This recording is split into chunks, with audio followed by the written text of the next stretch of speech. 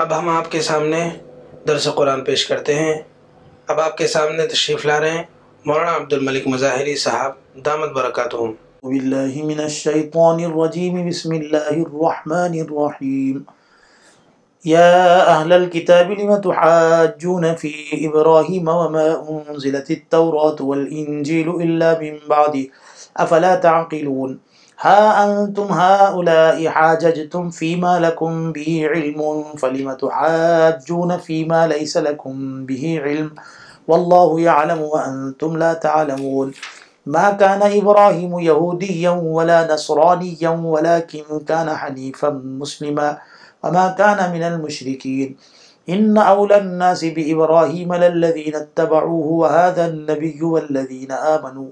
والله ولي المؤمنين۔ صدق اللہ العظیم۔ یہاں سے یہ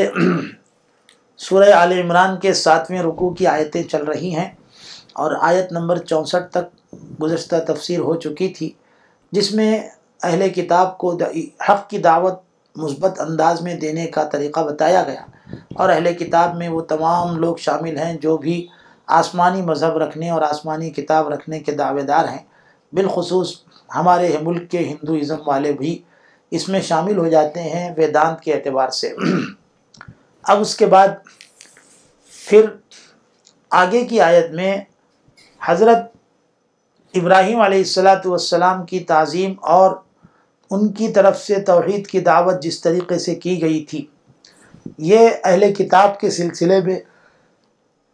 بیان کیا جا رہا، کیونکہ اہل کتاب میں حضرت ابراہیم علیہ السلام کے بارے میں ہر کوئی یہ سمجھتا تھا کہ حضرت ابراہیم علیہ السلام ہمارے مسلک پر، ہمارے مذہب پر چلنے، جیسے یہودی یہ سمجھتے تھے کہ حضرت ابراہیم علیہ السلام یہودی تھے، عیسائی یہ سمجھتے ہیں کہ حضرت ابراہیم علیہ السلام عیسائی ہیں، اور مشرکین مکہ تو یہاں تک سمجھ بیٹھے کہ ہم بھی ابراہیم علیہ السلام ہی کے طریقے پر ہیں۔ تو ان سب کی غلط فہمیوں کو دور کرنے کے لیے پہلے جس طرح کی تمہیدی بات کی گئی کہ یا اہل الکتاب لم تحاجون فی ابراہیم، اے اہل کتاب تم لوگ آپس میں کیوں بحث و مباحثہ کرتے ہو حضرت ابراہیم علیہ السلام کے بارے میں، حالانکہ انجیل اور تورات اور انجیل تو ان کے بعد ہی نازل کی گئی، پھر کیا تم سمجھتے نہیں؟ ہاں تم تو ایسے ہی ہو کہ ایسی باتوں میں ہی حجت کر چکے ہو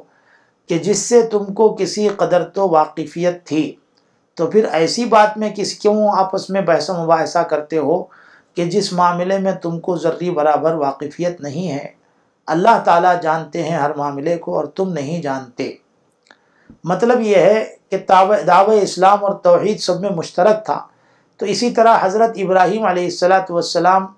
کی تعظیم اور تکریم میں بھی سب شریک تھے، اور یہود و نصارہ میں سے ہر ایک فرقہ یہ دعویٰ کرتا تھا کہ ابراہیم علیہ السلام ہمارے دین پر تھے۔ گویا یہودیوں کا یہ دعویٰ کہ معاذ اللہ حضرت ابراہیم علیہ السلام یہودی تھے، اور نصرانیوں کا یہ دعویٰ کہ حضرت ابراہیم علیہ السلام نصرانی تھے۔ تو اس کا جواب یہ دیا گیا کہ تورات اور انجیل جن کے پیروکار یہودی یا نصرانی کہلائے، یہ تو حضرت ابراہیم علیہ السلام سے سینکڑوں برس کے بعد اتری کتابیں ہیں، پھر ابراہیم علیہ السلام کو نصرانی یا یہودی کیسے کہہ سکتے ہو؟ بلکہ جس طرح کہ تم یہودی یا نصرانی ہو، اسی معنی سے تو خود موسیٰ علیہ السلام یا عیسیٰ علیہ السلام کو بھی یہودی اور نصرانی نہیں کہا جا سکتا۔ اور اگر یہ مطلب ہے کہ حضرت ابراہیم علیہ السلام کی شریعت ہمارے مذہب سے زیادہ قریب تھی، تو تمہارا یہ کہنا بھی غلط ہے۔ کیوں؟ اس کا علم تم کو کہاں سے ہوا؟ کیونکہ تمہاری کتابوں میں تو مذکور نہیں، نہ تو اللہ تعالیٰ نے خبر دی، نہ تم کو کوئی اس معاملے میں کوئی ثبوت مل سکتا ہے۔ پھر ایسی بات میں جھگڑنا جس کا کہ کوئی علم نہ ہو اور جس کے بارے میں کوئی تحقیق نہ ہو، یہ حماقت نہیں تو اور کیا ہو سکتی ہے؟ جن چیزوں کی تمہیں کچھ تھوڑی بہت خبر تھی تو گو محض ناتمام اور سرسری تھی، مثلا حضرت عیسیٰ علیہ السلام کے واقعات یا نبی آخر الزماں کی بشارات وغیرہ، تم ان میں تو جھگڑ چکے، لیکن جس چیز سے تمہیں بالکل ہی کوئی سروکار بھی نہیں ہوا، نہ اس کی کبھی ہوا لگی، تو ایسی چیزوں کو تو کم از کم بحث مت کرو، اللہ کے سپرد کرو، کیونکہ اللہ تعالیٰ ہی جانتے ہیں کہ حضرت عیسیٰ علیہ السلام، حضرت ابراہیم علیہ السلام کیا تھے، اور آج دنیا میں کون سی جماعت کا مسلک اس سے قریب تر ہے، یہ تو صرف اللہ تعالیٰ ہی بخوبی جانتے ہیں۔ اس لیے آگے کی آیت میں فرمایا ما کان ابراہیم یہودی ولا نصرانی۔ یاد رکھو کہ حضرت ابراہیم علیہ السلام نہ تو یہودی تھے اور نہ نصرانی تھے، لیکن مستقیم اور بالکل سیدھے راستے پر چلنے والے صاحب اسلام تھے، اور وہ نعوذ باللہ مشرکین میں سے بھی نہیں تھے۔ تو گزشتہ آیت میں چونکہ اہل کتاب کو صحیح توحید کی دعوت دی گئی، اور یہود و نصارہ جو توحید کے مدعی تھے ان کے توحید کے دعوے کے بارے میں رد کیا گیا کہ توحید کے دعوے کی طرح یہود و نصارہ حضرت ابراہیم علیہ السلام کے دین و ملت کے بارے میں بھی یہ دعویٰ کرتے تھے کہ نعوذ باللہ حضرت ابراہیم ہم لوگوں کے دین پر تھے۔ تو یہودیوں کا یہ کہنا کہ حضرت ابراہیم یہودی تھے اور ہم ان کی ملت پر ہیں اور ان سے سب سے زیادہ قریب ہیں، اسی طرح یہ نصارہ کا بھی یہ دعویٰ کرنا، ان سب چیزوں کا رد اور ابطال ان آیتوں میں رد کرنا بتایا گیا، اور یہ بھی بتلا دیا گیا کہ تم دونوں اس معاملے میں غلط ہو، تم کو حضرت ابراہیم علیہ السلام کی دین و ملت سے کوئی واسطہ نہیں ہے، کیونکہ حضرت ابراہیم علیہ السلام تو حنیفم مسلمہ تھے، ولیکن کان حنیفم مسلمہ، یعنی حنیف کے معنی جو کوئی راہ حق پکڑے اور تمام باطل راہوں کو چھوڑ دے اور اپنی تمام تر توجہ کو ایک ذات کی طرف مرکوز کر دے، ایسے کو حنیف کہا جاتا ہے۔ اور مسلم کے معنی ہے حکم اٹھانے والا، حکم بردار۔ تو لہٰذا اندازہ کر لو کہ آج کس نے سب سے ٹوٹ کر اللہ تعالیٰ کی طرف اپنی توجہ کی ہے اور اپنے کو خالص اسی کی سپرد کیا ہے، وہی ابراہیم علیہ السلام سے زیادہ قریب اور زیادہ اشبہ مشابہ ہوں گے۔ اور یہاں بھی مسلمہ کا لفظ معنی استعمال کیا، ولیکن کان حنیفم مسلمہ۔ مسلمہ میں اسلام سے خاص شریعت محمدیہ مراد لینے کی ضرورت نہیں ہے، بلکہ مسلم کے معنی تفویض اور فرما برداری کے ہیں، جو تمام انبیاء کا دین رہا ہے۔ اور ابراہیم علیہ السلام نے خصوصیت سے اس نام اور لقب کو بہت زیادہ روشن کیا ہے۔ چنانچہ سورہ بقرہ میں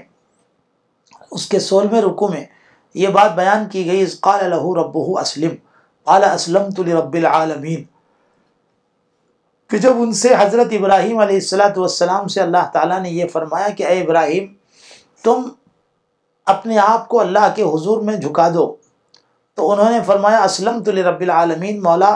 میں نے آپ کے حضور میں اپنے آپ کو سراپا جھکا دیا۔ سورہ حضرت ابراہیم علیہ السلام کی سوانح حیات کا ایک ایک حرف یہ بتلاتا ہے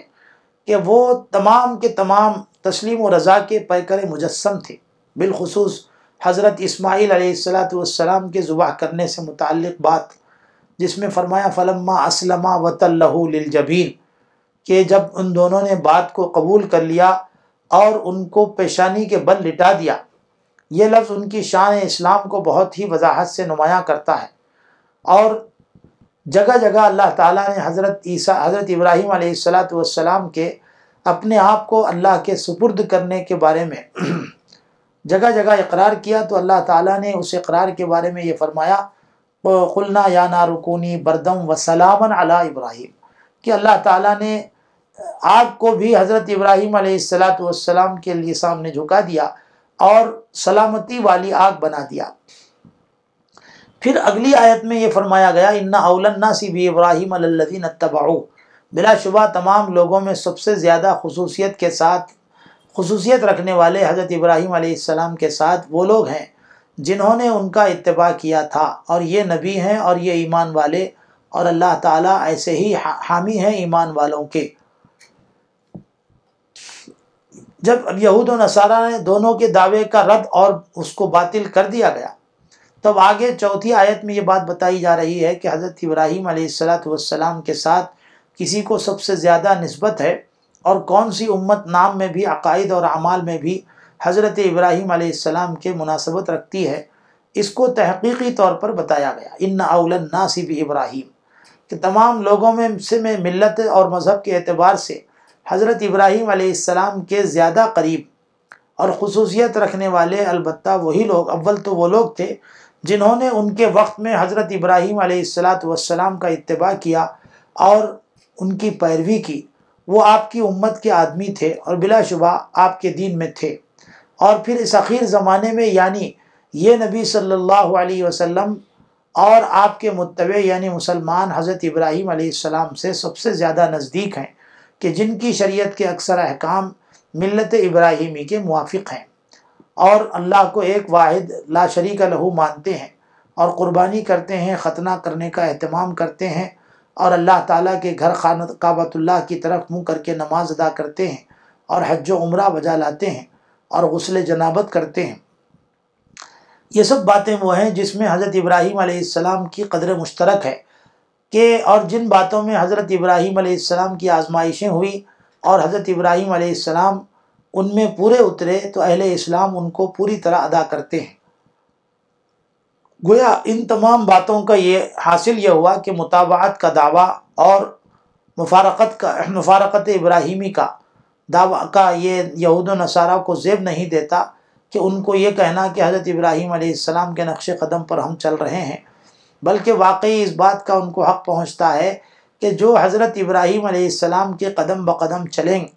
ان کے زمانے میں، اور پھر اب جو لوگ رسول اللہ صلی اللہ علیہ وسلم کی اتباع میں جو چل رہے ہیں، اور آپ کی امت کو اس بات کا حق ہے کہ ملت ابراہیمی کی اتباع کا دعویٰ کر سکتے ہیں۔ گویا اللہ تعالیٰ نے اس بات کا سرٹیفکیٹ عطا کر دیا کہ رسول اللہ صلی اللہ علیہ وسلم اور آپ کے اتباع کرنے والے یہ ہیں اصل حضرت ابراہیم علیہ السلام کے نقش قدم پر چلنے والے۔ پھر اخیر میں واللہ ولی المؤمنین کہہ کر یہ بات بھی بتا دی کہ اللہ تعالیٰ حامی ہیں اور اتباع اور ولی ہیں ایمان والوں کے۔ یہ جتلا دیا کہ فقط یہی نہیں ہے کہ مومنوں کو حضرت ابراہیم علیہ السلام سے خصوصی تعلق اور قرب ہے، بلکہ اللہ تعالیٰ مومنین کا حامی ہے، اسی کے زیر حمایت تمام مومنین ہیں۔ یعنی اعتبار صرف ایمان کا ہے، خواہ کسی قوم یا کسی نسل یا خاندان کے ہوں، اور خواہ نسل ابراہیم سے ہوں یا نہ ہوں۔ ترمذی شریف کی ایک حدیث میں نبی کریم صلی اللہ علیہ وسلم کا یہ فرمان ہے کہ آپ صلی اللہ علیہ وسلم نے یہ ارشاد فرمایا، ہر نبی کے ولی اور دوست انبیاء میں سے ہوتے ہیں،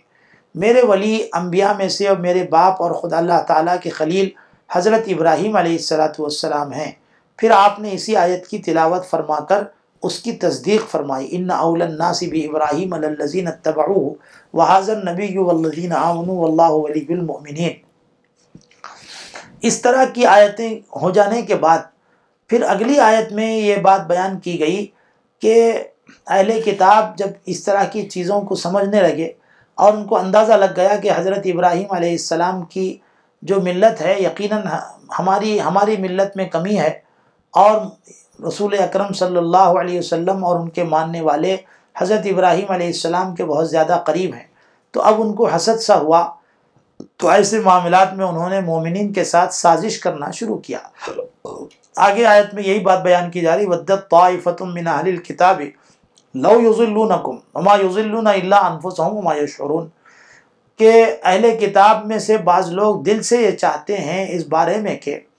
اے ایمان والو وہ تم کو گمراہ کرنا چاہتے ہیں، اور یاد رکھو کہ وہ کسی کو گمراہ نہیں کر سکتے سوائے اپنے آپ کو، اور اس بات کی ان کو اطلاع بھی نہیں ہے۔ پھر اہل کتاب سے اللہ تعالیٰ نے مخاطب کر کے یوں پوچھا کہ اے اہل کتاب کیوں کفر کرتے ہو اللہ تعالیٰ کی آیتوں کے ساتھ، حالانکہ تم اس کو گواہی کی شکل میں جانتے بھی ہو اور اقرار بھی کرتے ہو۔ ان آیتوں کے شان نزول کے بارے میں لکھا ہے کہ بعض یہودیوں نے حضرت عمار، حضرت حذیفہ اور حضرت معاذ رضی اللہ عنہم کو بہکا کر اپنے دین میں داخل ہونے کی دعوت دی تھی،